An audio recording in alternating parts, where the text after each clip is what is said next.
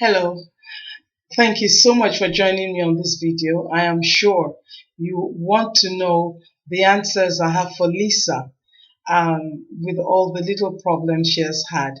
But before we get to Lisa, let me tell you a bit more about myself. Let me share with you just a little bit, a little part of my story. I was once a Lisa, but before I get to Lisa, let me tell you a bit more about me, my family. I was married for 16 and a half years before I went through a divorce. And out of that marriage, I have two wonderful adult children now, and the most gorgeous, absolutely the most gorgeous grandson ever. I'm telling you, if you see him, you'll agree with me that he really is the most gorgeous little man on the face of the earth, and his name is Josiah. My children, Sarah and Joshua, are in their 20s, their early 20s, and we live together as a family. But when I went through a divorce, it was like my life was turned upside down. You can't prepare for a divorce. You don't know what your life will be, what it will turn out to be after the divorce. And it was terrible. It was really horrible. And I met myself again in that. I was once Lisa, like I said to you. I used to get under the duvet and stay there. I would stay there. I would stay there because I did not know what to do with myself. I was not sure whether I was coming or whether I was going. And I felt, wow, I'm left with the children. Oh my goodness, how am I supposed to survive? How am I supposed to do this? But you do it one day after another, and you get it done, and you keep going and you keep going. But then I decided, I want to make some money, go to work, and I knew from what I've learned over the years that having a job is not really it. So I thought, yeah, I'll go into business. I'm already into personal development. Let me try something. And I started, but I wasn't going anywhere. I told you I was once Lisa. I wasn't going anywhere in a hurry. So I thought, well, I've tried this. I also tried to talk to my friends. I talked to entrepreneurs. They didn't really have time. I went on YouTube. It didn't really do the thing for me. I didn't have enough money to pay for big seminars and all those huge things that would really give you value. So I packed it all in and went under my duvet. That's exactly what I did. I've written some things down, so let me make sure I have those. I remind myself of what they are. I was lost. I was totally messed up. So I went under my duvet. I put my little red notebook in a box called difficult, high up, high up, um, um, um, on top of my bookshelf, and I decided this cannot happen. I cannot do this. Something divine has to come and get me out of here. And in the process, while I was under my duvet, I blamed everybody. I blamed my ex-husband. I'm sure I tried to blame the children at some time. And then I blamed the economy. I blamed my friends. Didn't they notice I was in need? And didn't they know I'm poor? And didn't they know, I'm a single mother? And didn't they know how difficult emotionally it is? I blamed everybody. I blamed myself just a little bit, but yeah, I even blamed the world. I thought, oh, wicked people. I blamed everyone. I went as far as blaming God. Why won't you take care of me? I pray, I work in the church. Won't you do something for me? But hey, it didn't work. None of it worked. I did not change. My situation did not change. In fact, because I'm a Christian, I thought if I pray harder and I fast and I do what I'm supposed to do in that arena, things will change. They did not. They did not. I knew the Bible a bit more. I knew how to pray a bit more, but I didn't make any more money.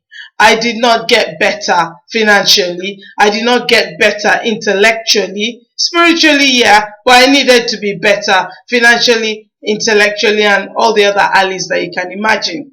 So I knew something had to change. I knew something had to shift, but I did not know what it was. And I was perplexed. I really, really, really was perplexed. I was almost confused. I had a dilemma. There's a problem here. Something needs to change. And I don't know what it is.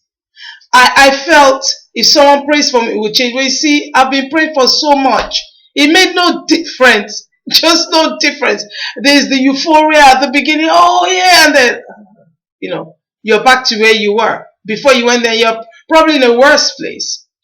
And so I knew something had to happen. There is a quote: be the change that you're looking for. I don't know who said it originally, but people always say be the change that you're looking for. And I really believed in that. I still believe in it.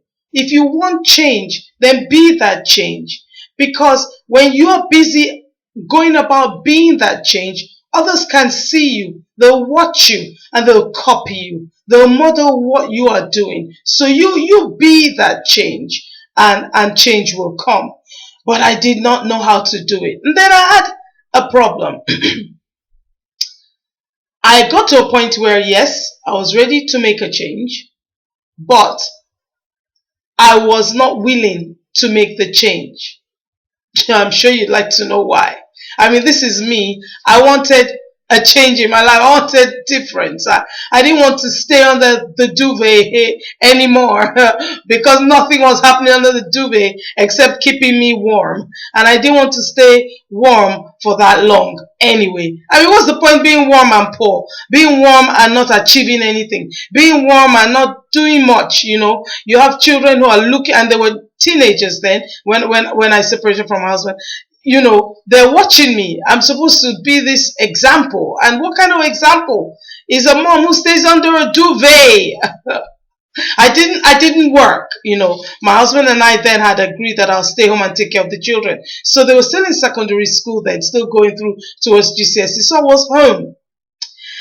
So as I was saying, there was a willingness to change. Then there wasn't a willingness to change because I had been in the place of change before, numerous times, as I'm sure you have been.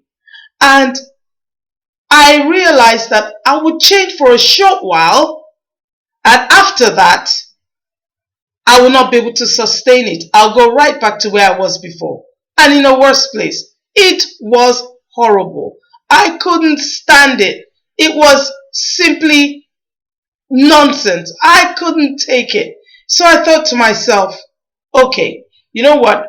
Bear with me a minute. I need to plug in my laptop because I don't want it to just go off. Thank you. And, I thought this change cannot be sustained. And if it cannot be sustained, I'll go right back to the beginning, to point A, after getting to point F or point G. And I did not like that. That would be a letdown, a put down. It would kind of suck strength out of you. And I didn't want to experience that anymore. I'd been there too often. And I didn't want it anymore. So I didn't want to change because I did not know how I was going to sustain it. I did not know how I was going to make sure that I keep in that change, and I go through the process, and I go all the way on the journey to the very end. I did not know what to do. So I began to fear change. I became afraid. I mean, I don't know if any of you can imagine it, but I became afraid. I became scared of change. I thought, let's just keep it the way it is. Don't change. That way, nothing will change. And that's true. If you don't change, nothing will change.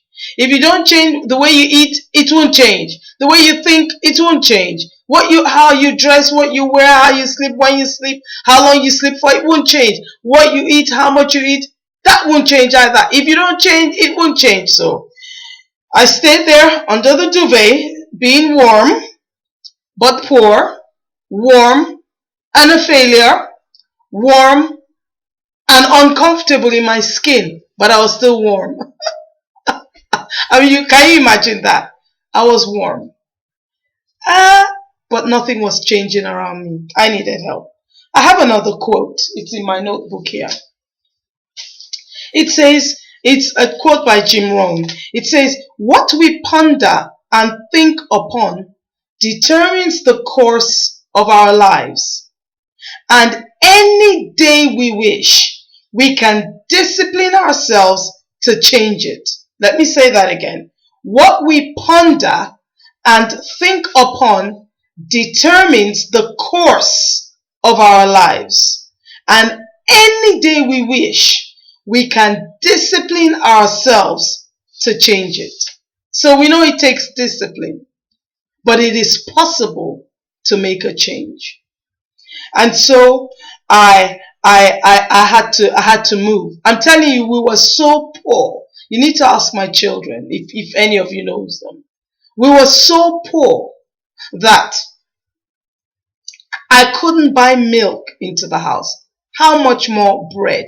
You would open our fridge and it would be empty. Empty. Empty. It would be empty. That's how bad it was. And when they were in secondary school, there were times I couldn't give them pocket money. And if I had any money to give them, it would be like 50p, £1. I mean, these are, my son is 6'2". What's he going to do with 50p and £1? But here's mom under the duvet. But what did Jim Rohn say again? Let me repeat that. He said, what we ponder and think upon determines the course of our lives. It came home. What am I thinking on? What am I pondering on? Whatever I have thought on thus far has brought me to where I am today. It was that simple. Whatever I have thought on, I'm currently thinking on, is what has produced the result I have today. I am on a course in my life, and that course is determined by the way I think. And Jim Rohn says, any day we wish, any day at all, any day we wish, we can change it all if we choose to discipline ourselves. There is another quote by James Allen. It says, as a man, James Allen wrote the book As a Man Thinketh. As a man continues to think in his heart, so he remains. But there is that quote in the Bible that says, as a man thinks in his heart, so is he.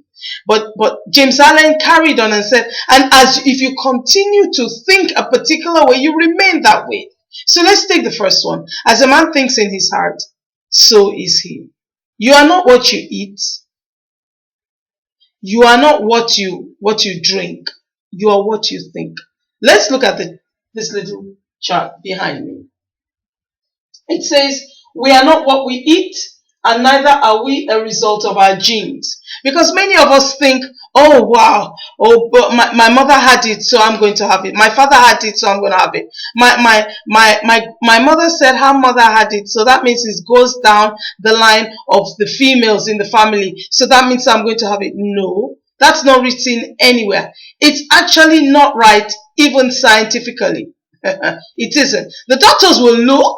They will find, they will say what was in your family, but you know, the doctors also know that if you discipline your mind, you don't have to have that cancer. If you discipline your mind, you don't have to have diabetes. If you discipline your mind, you don't have to have that heart disease. Because the way the body is created to heal itself. It is not created to just absorb disease. That's not the way we are made. We are made to fight disease, not just sit down and, oh, well, you know, I have it, my uncle had it, my sister had it. No, you're dying. It shows that one is thinking that way. And if you think that way, you will talk that way. So as a man thinks in his heart, so is he. And it says here, we are not a result of our genes, but we are what? We are what we think. We are what we think. We are what we think. We are what we think. Lisa needs to change what she's thinking. She needs to go back into that box And the first thing she needs to do is to change the labeling from difficult to possible. Change it from difficult to possible. You see, what we call difficult or it's hard, the translation of it in our minds is it's impossible. That's not true. It's just going to take you thinking strategically and acting tactfully so that you can achieve that which you have set out to achieve. Listen here. If there is something on your mind, if you have a passion, if there is something that you've always wanted to do, you can do it. You can actually do it. With the help of God, you can do it. You put your hand to the plow and you say, come on, this is going to happen.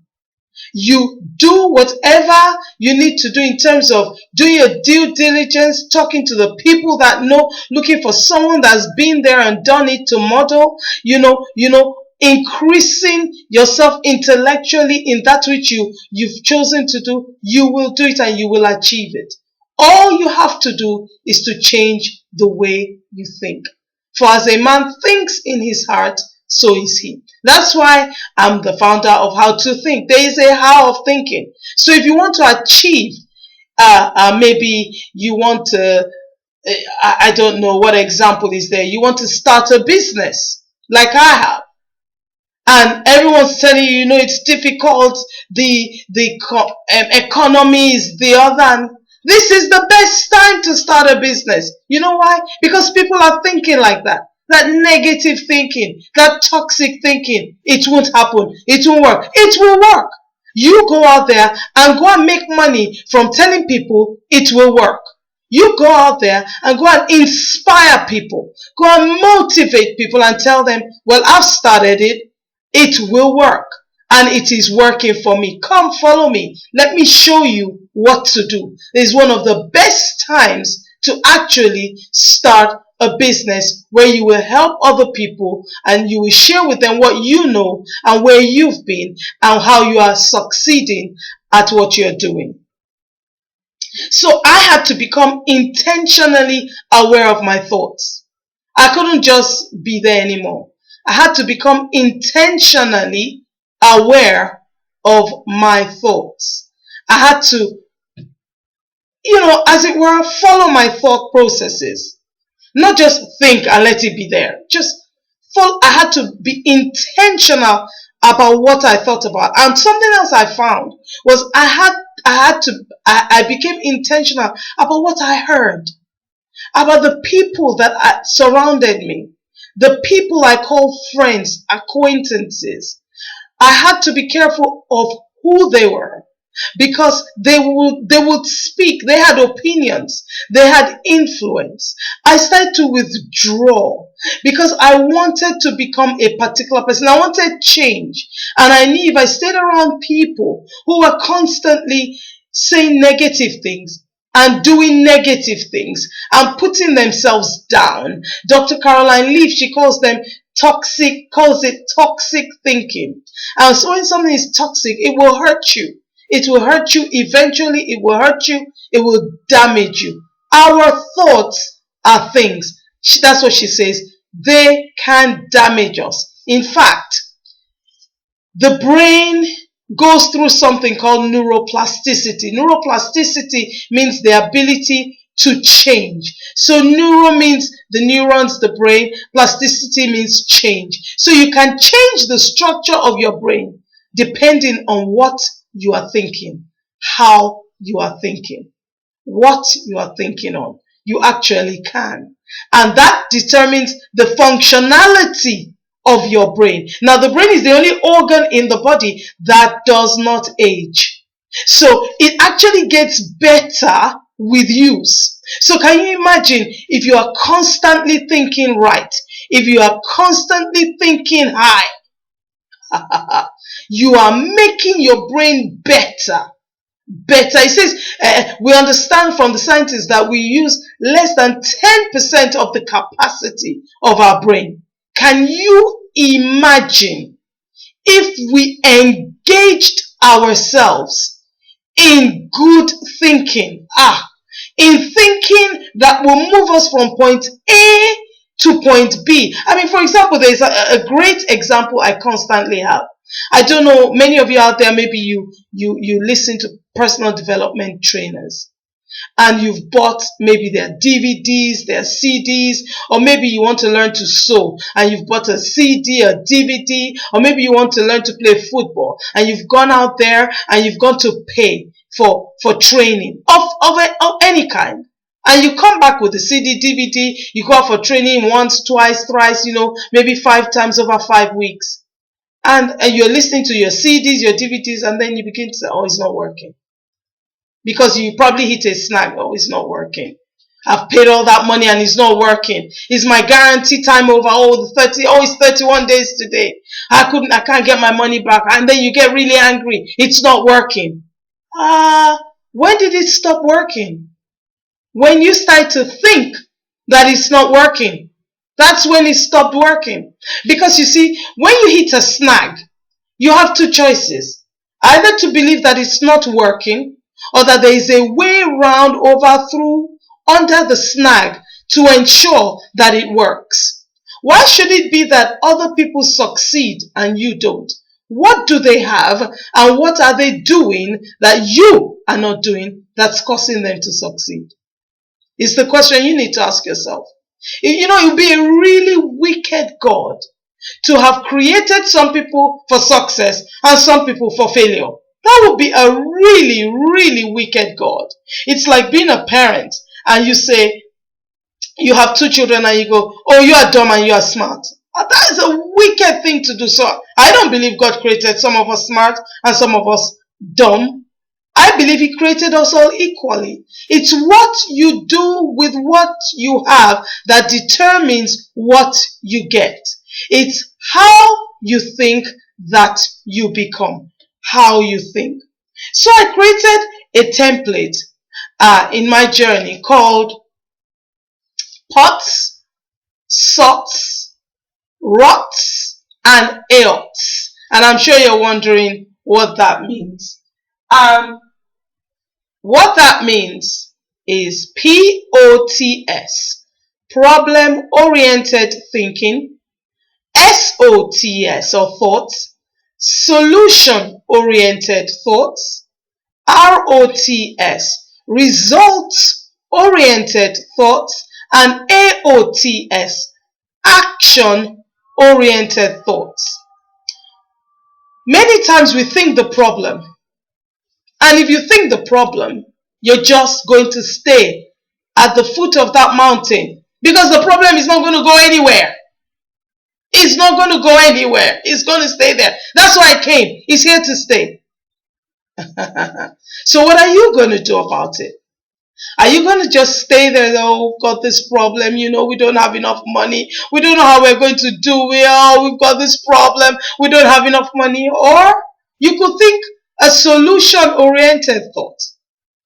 By asking yourself a question, what is the solution to this situation, to this lack of money?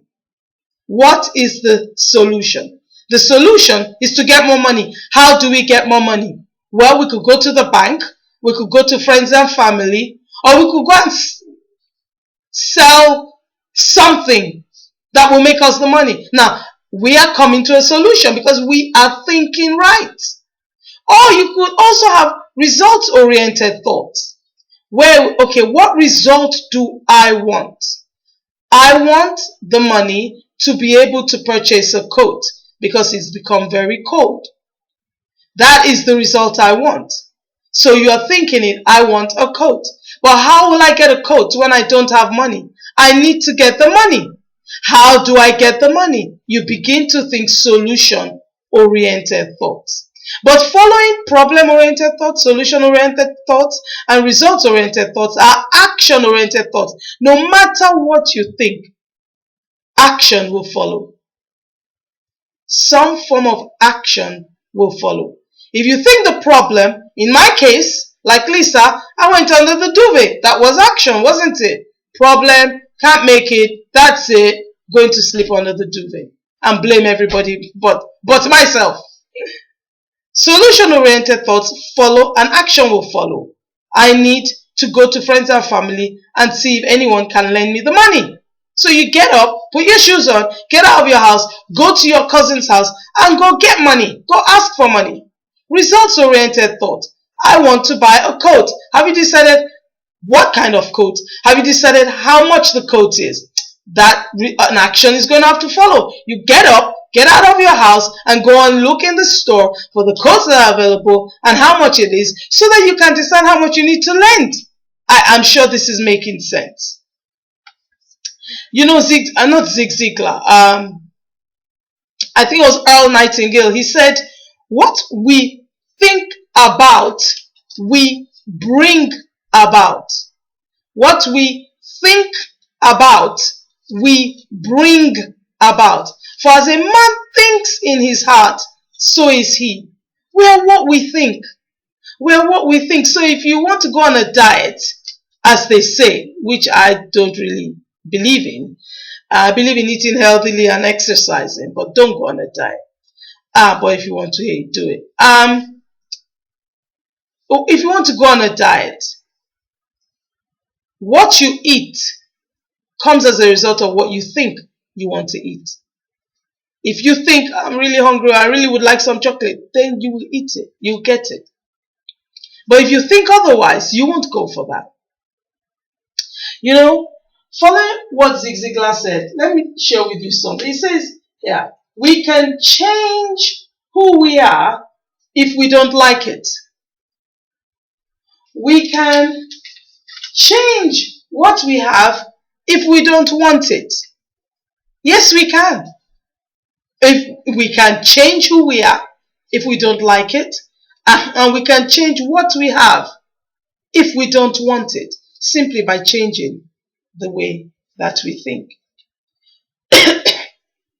So I'm running this seminar on the 31st of May 2014, and it's for women only.